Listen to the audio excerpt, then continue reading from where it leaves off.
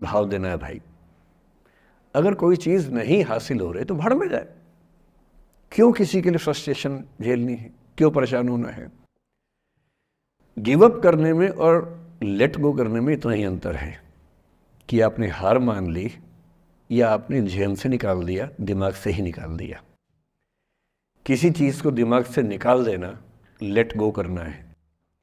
किसी चीज़ के लिए कोशिश करते करते हार मान लेना और उस हार की फ्रस्ट्रेशन के साथ जीना गिव अप करना है। मुझे खुशी है कि आपकी मोटिवेशनल सोसाइटी के मेंबर्स कम से कम गिव अप नहीं करते। अच्छा वो लेट गो भी नहीं किया मुझे, वरना मेरा सम्मान बच गया। और ये अच्छा है कि इसी विषय पर हम बात करना चाह रहे हैं। मैंने इस बीच में ये भी सीखा कि आपकी उम्र के बच्चों को कुछ भी बताने का सबसे अच्छा तरीका है कहानियाँ सुनाना। और आपकी उम्र की बात नहीं है, लिंक्डइन पर आप भी शायद होंगे, मैं भी वहाँ पर हूँ, जो प्रोफेशनल्स का प्लेटफॉर्म सबसे अच्छा माना जाता है।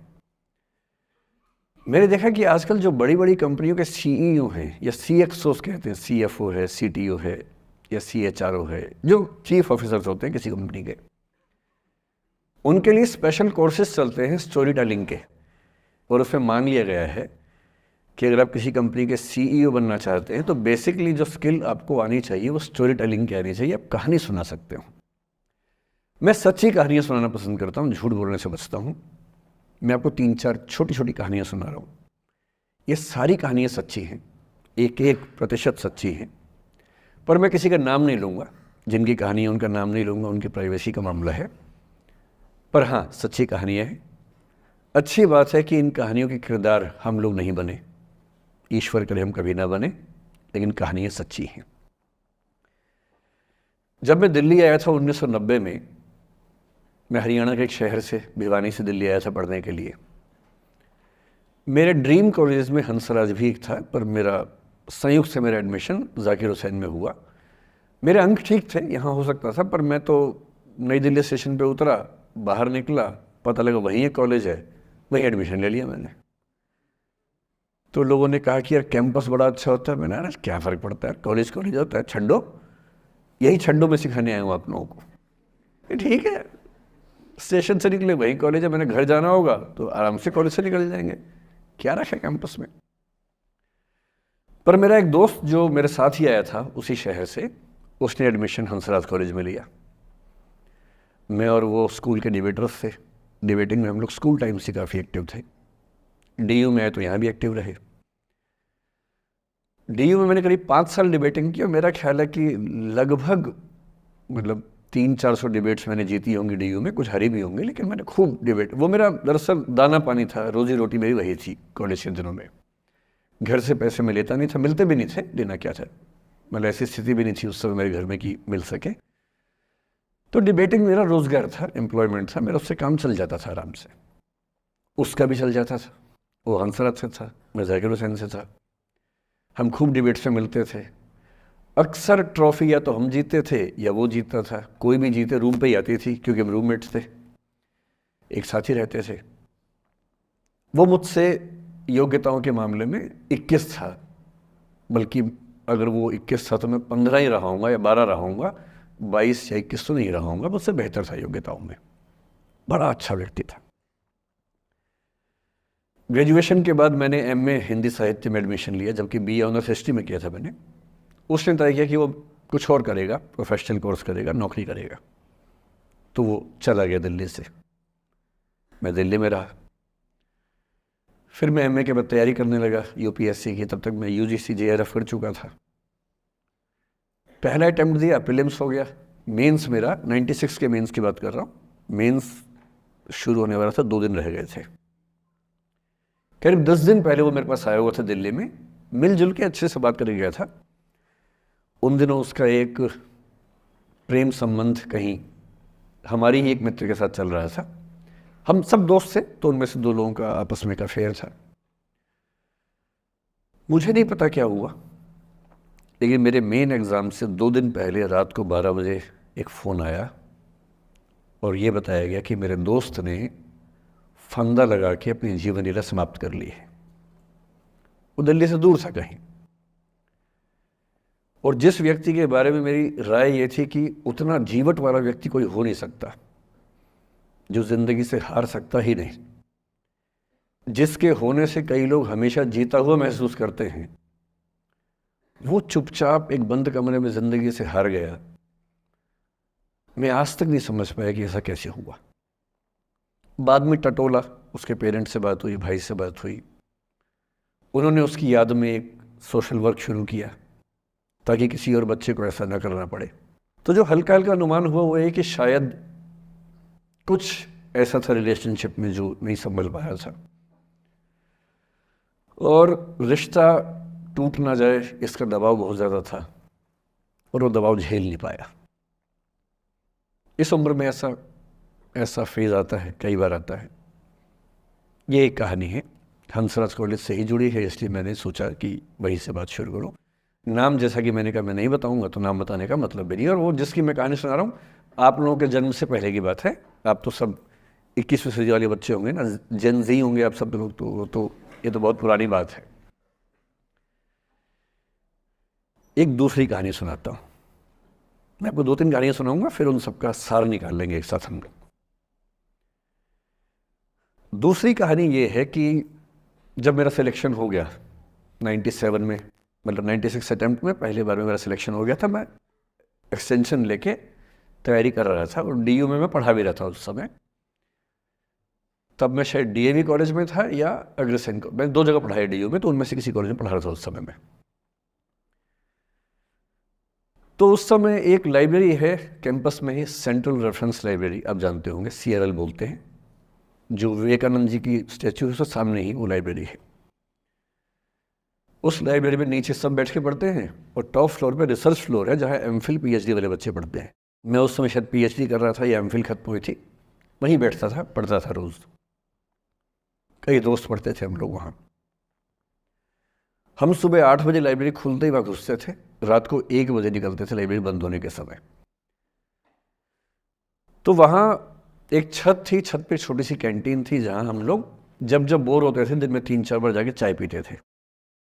चाय पी ली, बिस्किट खा लिया, थोड़ी गप्पे मार ली, वो सब वहाँ करते थे। तो वहाँ मेरे बहुत सारे दोस्त थे, उनमें से कई लोग अब बहुत सीनियर सिविल सर्वेंट्स हैं, कुछ लोग प्रोफेसर्स हैं डीयू में। 2 बच्चे थे मुझसे जूनियर, 3-4 साल जूनियर थे, बड़े प्यारे बच्चे थे। मुझे उस समय तक पढ़ाई लिखाई का शौक अच्छा खासा हो गया था, तो वो रोज़ मेरे साथ बैठते थे केवल बात करने के लिए। किसी मुद्दे पर बहस करनी है तो बहस होती थी, समझते थे। फिर मुझे पता लगा कि वो दोनों रिलेशनशिप में हैं, रिश्ते में हैं, दोनों ने शादी भी कर ली। उनकी योजना डीयू में पढ़ाने की थी या सिविल सर्विस की भी थी, शायद पता नहीं। मेरा इंटरेक्शन बहुत ज़्यादा उसके बाद रहा नहीं उनसे, क्योंकि मैं सर्विस में चला गया था। इतने जिज्ञासु बच्चे थे दोनों, इतने जिज्ञासु कि उनसे मिलकर तबीयत खुश हो जाती थी, कि हर चीज़ जानने का मन करता था उनका, हर विषय पढ़ने का मन करता था। एकदम जीवन से भरे हुए बच्चे, आंखों में चमक ऐसे। फिर दोनों की शादी हुई तो मैं शादी में जा नहीं पाया, क्योंकि मेरा रिश्ता सिर्फ लाइब्रेरी में 1 घंटा गप मारने वाला था, उससे ज़्यादा था नहीं रिश्ता उनके साथ। फिर सुनता रहता था कि मैं सब बढ़िया चल रहे, पढ़ाई कर रहे हैं, तैयारी कर रहे हैं। इंटरकास्ट मैरिज की उन लोगों ने, खूब हंगामा हुआ, दोनों घर में तलवारें खिंच गई, किसी तरह से तलवारें संभाली गई, मैनेज हुआ, दोनों साथ रहने लगे। और फिर 3-4 साल के बाद एक दिन मैंने खबर सुनी कि उस बच्ची ने फंदा लगा के जीवन लीला समाप्त कर ली। ये बात भी दिल्ली विश्वविद्यालय की है, उस दौर के सब लोग इस कहानी को जानते हैं। मेरे ख्याल से ये दोनों कहानियाँ आपके प्रिंसिपल मैडम जानती होंगी, नहीं ध्यान कर पाएंगे तो मैं उनको जैसे नाम बोलूँगा अकेले में वो तुरंत समझ जाएंगे मैं किसकी बात कर रहा हूँ। मैं आज तक नहीं समझ पाया कि ऐसा क्या हुआ होगा। तो बाद में अनुमान जो हुआ वो ये, इंटरकास्ट मैरिज, परिवार का दबाव, समाज का दबाव, आपस के दबाव, टॉक्सिक रिलेशनशिप, अंत में उस दबाव को न झेल पाना और जीवन समाप्त कर देना, ये हुआ। ये दो घटनाएं हैं। एक तीसरी घटना ये है कि दिल्ली में आज से 25 साल पहले घटना घटी। आप लोग तब बस पैदा हुए होंगे, घुटनों में चल रहे होंगे, या उससे 5-7 साल पहले की बात रही होगी। ये घटना दिल्ली के सब सीनियर लोग जानते हैं, जिनकी उम्र 35-40 साल है वो सब जानते हैं इस घटना को। मोबाइल फ़ोन में वीडियो नया नया आया था उस समय। अब तो आपके हर फ़ोन में वीडियो है, अब तो सामने भी है, ताकि आप वैसा वाला मुंह बना के सेल्फी खिंचवा सके। पाउट बोलते हैं ना, मैं उसको देसी भाषा में सूअर जैसा मुंह बोलता हूँ, और वैसा ही बनता भी है। क्यूट क्यूट सा सूअर जैसा मुंह बना के लोग सेल्फी खिंचवाते हैं, उसको बोलते हैं पाउट। तब तो कैमरा फ़ोन में पहली बार आया था, तब लोग अभ्यस्त नहीं थे। अब जैसे आप लोग कितने अभ्यस्त होंगे, हम भी होने लग गए अब तो। अब हम किसी से बात करते हैं तो हम ये एज्यूम करके चलते हैं कि उसने फ़ोन में कुछ ना कुछ ऑन कर रखा होगा, या तो आवाज़ रिकॉर्ड करेगा या वीडियो बनाएगा। तुम कितने केयरफुल होकर बोलते हैं, कितने कॉन्शियस रहते हैं। और सर्विलांस सोसाइटी की सबसे बुरी बात यह है कि हम हमेशा चौकन्ने रहते हैं, हम सहज हो ही नहीं पाते। सहज रूप से दो लोग बात कर लें, हो ही नहीं पाता। तो मैं तो अपने ऑफिस में कई बार ऐसा करता हूँ, जब हम 3-4 लोग बैठते हैं इनफॉर्मल बातचीत के लिए, हम सब अपना अपना फ़ोन कमरे के बाहर छोड़ के आ जाते हैं, फिर 2 घंटे बात करते हैं, इस भय से मुक्त होके कि कहीं कोई रिकॉर्ड तो नहीं कर रहा। ये हालत है आज की। उस ज़माने में तो फ़ोन थे। मोबाइल फ़ोन आया था भारत में लगभग 1995 के आसपास पहली बार। बड़ा महंगा था, 16 रुपये प्रति मिनट इनकमिंग, 16 रुपये प्रति मिनट आउटगोइंग, ये रेट से उस समय। और फ़ोन वो थे जिनसे आप कील भी ठोक सकते हैं, वैसे वाले फ़ोन थे, बटन वाले फ़ोन थे। नोकिया एक कंपनी थी, उसके फ़ोन हुआ करते थे। उसके 4-5 साल के बाद क्या हुआ, पहली बार किसी कंपनी ने फ़ोन में कैमरा लगा दिया। ये बात उस समय के लोग नहीं समझते थे। जब भी नई तकनीक आती है उसको समझने में टाइम लगता है। जो पहले समझते हैं फ़ायदा उठा लेते हैं, जो थोड़ा लेट समझते हैं वो उसका नुकसान उठाते हैं। उस समय दिल्ली के एक प्रसिद्ध स्कूल में 11वीं-12वीं क्लास के 2 बच्चों में आपस में कोई रिलेशनशिप रही होगी। वो दोनों किसी ऐसी सिचुएशन में थे जो सिचुएशन बहुत ही प्राइवेट किस्म की थी, बहुत निजी किस्म की थी, जिसको पब्लिक नहीं कर सकते। कुछ फिजिकल रिलेशनशिप जैसा मामला था। उस दुष्ट लड़के ने लड़कों के इतिहास को कलंकित, लड़कों का इतिहास वैसे भी कलंकित ज़्यादा है, उसे और कलंकित करते हुए उस पूरे सिचुएशन का वीडियो बना लिया। ऐसे मामलों में दुर्भाग्य है, मैं लड़का हूं इसलिए लड़के पवित्र थोड़ा ना हो जाएंगे। लड़का है, इतिहास कलंकित तो है, उसका वीडियो बना लिया और दुष्टता का चरम स्तर निभाते हुए वो वीडियो अपने एक दोस्त को शेयर कर दिया।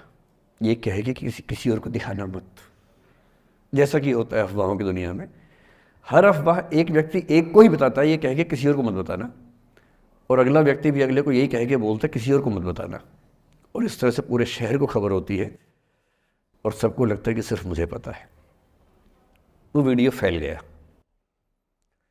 नए नए फ़ोन आए थे, पर वो फ़ोन कम लोगों के पास थे, कैमरे वाले फ़ोन। तो फ़ोन से कितना फैलता, ज़्यादा नहीं फैला। लेकिन उस समय दिल्ली की एक कुख्यात मार्केट हुआ करती थी, पालिका बाज़ार, अभी भी है, पर तब वो कुछ और कामों के लिए कुख्यात हुआ करती थी। अब तो कपड़े मिलते हैं, तब कपड़ों के साथ कई चीज़ें और मिलती थी वहाँ। जैसे गंदी फिल्मों की सीडी चाहिए हो तो वहाँ मिलती थी, ग्रे मार्केट में चोरी छिपे। इस वीडियो को सीडी में कन्वर्ट करके लोगों ने वहाँ से खरीदा, लाखों करोड़ों की संख्या में। नए नए टेलीविज़न चैनल प्राइवेट आए थे, और प्राइवेट टीवी चैनल को खबरों की भूख इतनी होती है कि वो खबर के लिए जान दे सकता है और जान ले भी सकता है किसी की। 24 घंटे इस खबर पे, इस चीज़ पर खबरें चल रही थी सारे चैनल्स में कि ये वो लड़का है जिसने ऐसा किया, ये वो लड़की है, ये वो स्कूल है, इस स्कूल की प्रिंसिपल से बात करेंगे, इससे बात करेंगे। वो जो बच्ची थी जिसकी इसमें कोई गलती नहीं थी, सिवाय इसके कि वो किसी एक लड़के से प्रेम करती थी, जो कि उस उम्र में बच्चे कर बैठते हैं। इसके लिए बहुत चिल्लपौनी मचानी चाहिए। बच्चों को आप हर बात पे अपराधी नहीं मान सकते। उस बच्चे की गलती सिर्फ इतनी थी कि उसने अपने दोस्त पे भरोसा किया जो भरोसे के लायक था नहीं। वो नीच किस्म का व्यक्ति था जिसने उस संबंध की गरिमा को समझा नहीं। उस बच्ची के घर के बाहर 24 घंटे न्यूज़ चैनल से कैमरे खड़े रहे। घर से कोई भी निकले 50 कैमरे पीछे, आप बताइए आपकी बेटी कैसी है, आप बताइए आपकी बहन कैसी है। अंत में उस पिता ने अपनी बच्ची को इस देश से बाहर भेज दिया। उसके कुछ दिन बाद की जो खबर टीवी चैनल से नहीं दिखाई, उसके पिता ने आत्महत्या कर ली। ये तीसरा इंसिडेंस है। ये सारी खबरें सच्ची बता रहा हूं मैं, इनमें से एक भी झूठ नहीं है। झूठी कहानियों से मोटिवेशन दिया जा सकता है, मैं जानता हूं, पर जब सच्ची कहानियां हैं तो मैं झूठ क्यों बोलूं? सारी सच्ची कहानियां बता रहा हूं मैं आपको। एक चौथी कहानी जो आप में से कई लोगों की होगी। मेरा एक स्टूडेंट है, सिविल सर्वेंट है, सीनियर लेवल पे है, करीब 40 साल का है। उसने आज तक शादी नहीं की। क्या उसकी शादी करने की इच्छा नहीं थी? पूरी इच्छा थी। फिर क्यों शादी नहीं की? भाई कुछ लोग तो होते हैं कि शादी करनी ही नहीं, कोई मिशन है। योगी जी हैं, मोदी जी है, ठीक है, उनका तो मिशन है। ममता जी है, उनका मिशन है। पर जिसका जीवन में ऐसा कोई मिशन नहीं है और जिसको प्रेम करने का मन भी करता हो, वो तो शादी करता है आमतौर पे। उसने शादी क्यों नहीं की जानते हैं? जब वो 25-26 की उम्र में था, जब वो मेरा विद्यार्थी भी था, एक दिन मेरे पास आके बोला कि सर एक बात करना चाहता हूँ। मुझसे मेरे स्टूडेंट्स ऐसी बातें खूब करते हैं पर्सनली आके, अब तो मैं टाइम कम दे पाता हूँ, पहले तो ये सब होता रहता था क्लास के अलावा। एकदम रोता हुआ आया, आंखों में आंसू भरे हुए बहुत सारे। अरे क्या हो गया भाई? तो फिर उसने किसी का नाम बताया कि सर वो भी मेरी स्टूडेंट थी, कि सर उसके साथ रिलेशनशिप थी, उसने धोखा दिया है मुझे। अच्छा, धोखा देने वाली कहानियाँ मुझे बहुत अपील नहीं करती। मेरा मानना है कि दोनों पक्षों की गलतियाँ होती हैं। आप केवल अपने पर्सपेक्टिव से सोच सोच के धोखा करते रहते हैं, ऐसा थोड़ा ना होता है भाई। कुछ तो मजबूरियाँ रही होंगी, कोई यूं ही बेवफा नहीं होता, कुछ तो वजह होगी ना। आप थोड़ा उसकी वजह, उसका भी तो, उसकी कहानी भी तो सुनिए। और मैं जब जब दोनों कहानियाँ सुनता हूँ मुझे लगता है कि मामला ग्रे है। आप किसी एक पे उंगली उठा ही नहीं सकते कि इसने ऐसा किया। दोनों की गलतियाँ होती हैं, ऐसा थोड़ा कि एक की होती है। बहरहाल इन भाई साहब को ऐसा लगा कि धोखा हो गया उनके साथ। तो मैंने कहा चलो कोई बात नहीं यार, हो गया तो हो गया, तू नहीं कोई और सही, ऐसा क्या है। इतनी बड़ी दुनिया है, 8 अरब की आबादी अब है, उस समय भी 6-7 अरब तो थी। मैंने कहा 3.5 अरब 350 करोड़ में कोई तो होगी तुम्हारे लिए, ऐसा क्या है, कोई और देखेंगे। पर वो थोड़ा ज़्यादा सेंटिमेंटल था उस समय। धीरे धीरे पता नहीं उसके मन में क्या बैठ गया, उसके मन में ये बैठा कि दुनिया की सारी लड़कियां धोखेबाज होती हैं। ऐसे मूर्खों की कमी नहीं है दुनिया में, ऐसे बहुत मूर्ख हैं। दर्शन की दुनिया में इसे अवैध सामान्यीकरण कहते हैं, इलिसिट जनरलाइजेशन। इसका मतलब बहुत छोटे सैंपल के बेस पे ये समझ लेना कि ये थियरी पूरे ब्रह्मांड पर लागू होती है।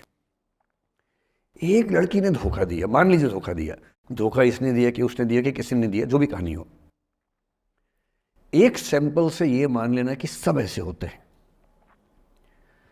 और उसके बाद से उसने कम से कम 10 बार कोशिश की, 10 लोगों से मिला, बातचीत की शादी के लिए। डेटिंग तो क्या करेगा 40 की उम्र में, लेकिन हाँ बातचीत करके देखा कि शायद रुचियाँ मिल जाएं, स्वभाव मिल जाए तो शादी के बारे में सोचें। हर बार 3-4-5 मीटिंग के बाद वापस हट जाता है। अब तो मैंने पूछना बंद कर दिया है। जब तक मैं पूछता था, बोलता था कि सर 3-4 मीटिंग के बाद लगता है कि ये भी वैसी ही है। मैंने कहा भूल जाओ भाई, उससे भूल जाओ, बात खत्म हो गई। उसके बच्चे घूम रहे हैं आजकल स्कूल में, अब तुम कम से कम शादी तो कर लो। वो भाई साहब आज तक अकेले हैं और अब तो बाज़ार में मूल्य भी कम हो गया उनका, अब विकल्प भी ज़्यादा नहीं मिलते हैं। अब जो विकल्प मिल रहे हैं वहाँ उसकी रुचि और कम हो गई है। तो पूरी संभावना है कि वो जीवन अकेले ही गुजरेगा उसका।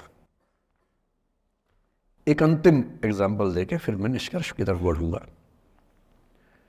मैं एक आईएएस ऑफिसर को जानता हूँ, 2 आईपीएस को जानता हूँ, बहुत योग्य लोग, देश के सबसे अच्छे संस्थाओं से पढ़े हुए लोग, प्रॉपर आईएएस, प्रॉपर आईपीएस में नौकरी करने वाले लोग, और इन तीनों ने अपना जीवन समाप्त कर लिया नौकरी में रहते हुए। क्यों? क्योंकि नौकरी और घरेलू जो दुविधाएं थी उनको झेल नहीं पा रहे थे, ना झेल पा रहे थे, ना भूल पा रहे थे, लेट गो नहीं कर पाए तो गिव अप कर दिया। और इसलिए मुझे अक्सर लगता है कि जितनी चीज़ें हम सिखाते हैं बच्चों को, हिस्ट्री, इकोनॉमिक्स, लिटरेचर, वो सब ठीक है, उनका भी महत्व है। शायद उससे ज़्यादा महत्व इस चीज़ का है कि ये समझें कि अपने इमोशंस को कैसे मैनेज करना है। जब जीवन में ऐसा लगे कि सब खत्म हो गया है, जब जीवन में लगे कि बहुत टॉक्सिक किस्म की लाइफ हो गई है, उससे बाहर कैसे निकलें, शायद ये सबसे महत्वपूर्ण लेसन होता है जो हम सबको सीखना चाहिए। मैंने कहीं से सीखा नहीं है, ना मैंने ऐसी किताबें पढ़ी हैं। हालांकि मैंने 2 किताबें मंगवाई हैं पिछले हफ्ते, पढ़ी नहीं है अभी तक, तो मैं किताबों के बेस पे नहीं जानता कैसे सीखते हैं, लेकिन ज़िंदगी से तुम सीख सकते हैं। इन कहानियों का सबका एक ही सार है, वजह अलग अलग है। एक व्यक्ति ने इसलिए अपना जीवन समाप्त किया कि वो रिश्ता उसके हाथ से छूट रहा था। एक ने इसलिए जीवन समाप्त किया कि रिश्ता बन गया था पर समाज के दबाव, घर के दबाव मैनेज नहीं कर पाए। एक ने ज़िंदगी भर शादी नहीं की सिर्फ इसलिए कि वो पुरानी यादों को भूल नहीं पाया। अरे एक बार गलती हो गई तो हो गई, आगे तो संभावना जीवन में है भाई, क्यों इतना हावी रखना उस चीज़ को दिमाग के ऊपर। कुछ लोग देश की सबसे अच्छी नौकरी में होकर हर पैमाने पर सफलता की हर कसौटी पे खरा उतरने के बाद जीवन नहीं बचा पाए, क्योंकि दूसरों की नज़र में आप बहुत सफल हो जाए, अपनी नज़र में शून्य हो, तो फिर जीवन कैसे बने, जीवन कैसे बचे। इन सारी कहानियों का मूल भाव एक ही है।